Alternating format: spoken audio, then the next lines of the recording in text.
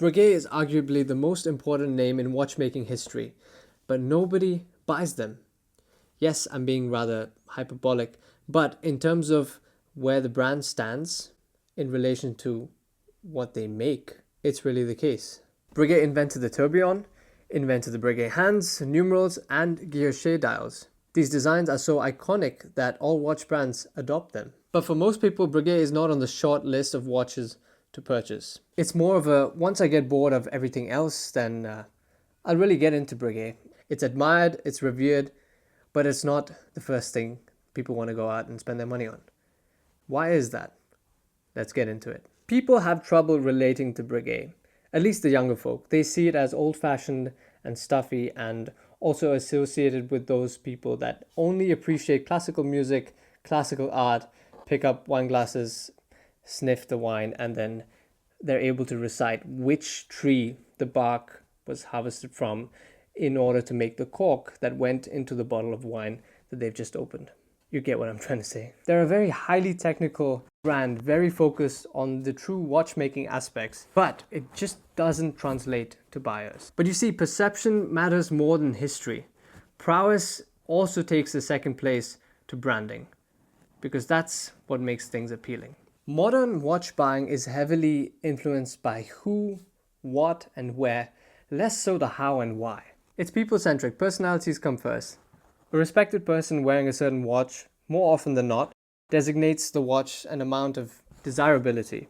For example, look at how John Mayer moves markets. Breguet has a wonderful history and story, but they've been sitting on that, just that, for far too long. They are detached from the modern watch culture.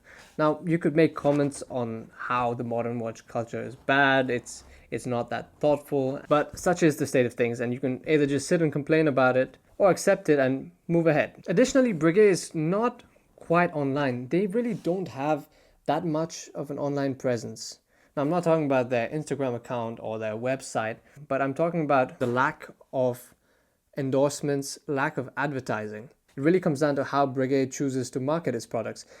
If I think about it, I've only seen Breguet ads in magazines, on the cover, well, on the back side of a magazine, just a page ad, or I've seen them perhaps in airports. I've never come across an Instagram ad for any Breguet watch. I've never seen any videos depicting Breguet watches, and even on YouTube, I've never once come across a Breguet ad. The counter argument which a lot of people pose is one of gatekeeping and looking down upon that which is different.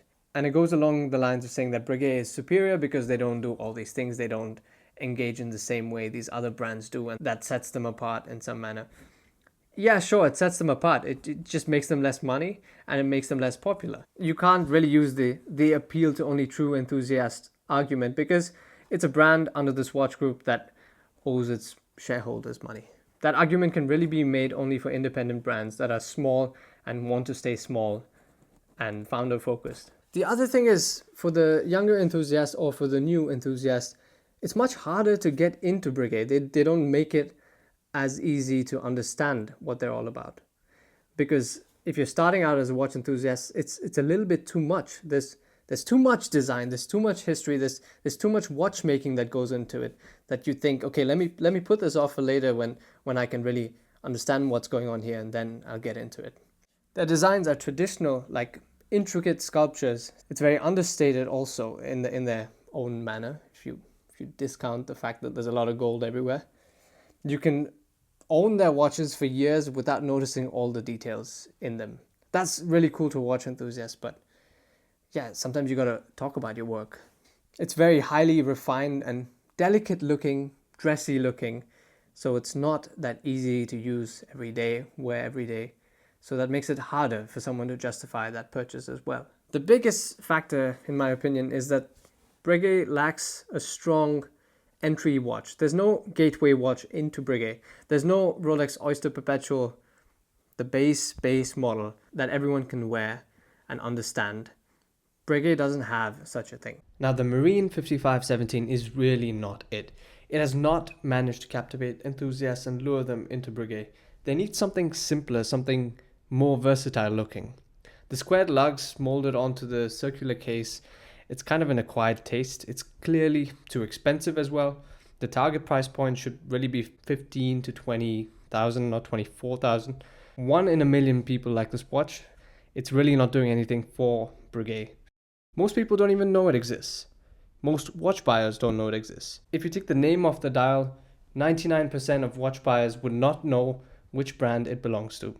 Even to me, it looks more Ulysse Nardin than Breguet. Now, previously I made a video on the Type 20 Aeronavale. That's kind of a Speedmaster alternative. It's quite easy to understand, but it's one step further. It's not a simple three-hander, no frills, stainless steel bracelet watch that everybody wants. Breguet really needs an entry-level sports watch, which they don't have. Hopefully they make it. To get someone into a brand, you gotta ease them in with a here's your first watch and then welcome to our world. Without a gateway product, people aren't really incentivized to get into the brand. And that really means that the brand ages with their existing customers.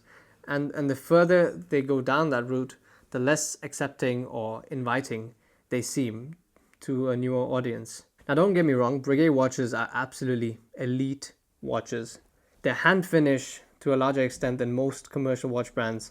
They're historically unmatched. So freaking beautiful. They really appeal to me, but I'm in this too deep, so it should be easier. So what I'm trying to say is Breguet is amazing for connoisseurs, but the fact that there's no stainless steel mass market appeal model makes it difficult for everyone that's a new watch enthusiast. They really do need to launch something in this form. Just take a look at all the other watch brands around them, whether it's AP, Patek, even GP, Piaget as well, IWC, the list goes on. The watches that Breguet have are just simply too much for someone that's not an absolute watch nerd. And it's also not for someone that's not got all the basic stuff covered. So it can never be the first watch. It can never be the second watch. It's probably the third watch or the fifth watch or the 10th watch. And that's not what a brand should aim for. Now, another super large aspect of why people don't buy Breguet is the resale value. I mean, this is probably the first thing that came to your mind when you saw the title of this video, but I'd not like to put as much emphasis here as Breguet offers deep discounts, typically in their ADs. That means that it kind of looks more attractive to a watch enthusiast, and it is a really attractive price point, especially if you then go gray market, then you get another discount over there. And then if you go used, these are stupendous value used. It's not exactly resale value that's hurting the brand as much yet. That will be a factor, that is a factor, but it's not the biggest one. In the market, I'm not talking about retail, Breguet tends to compete at the Rolex price point. Despite actually making watches that are hot horology, that compete with the likes of the Holy Trinity and such. But they still don't attract those buyers. Those buyers are still willing to spend so much more on those pieces and buy Rolex in this price bracket, even though there's so much more value to be had from Breguet.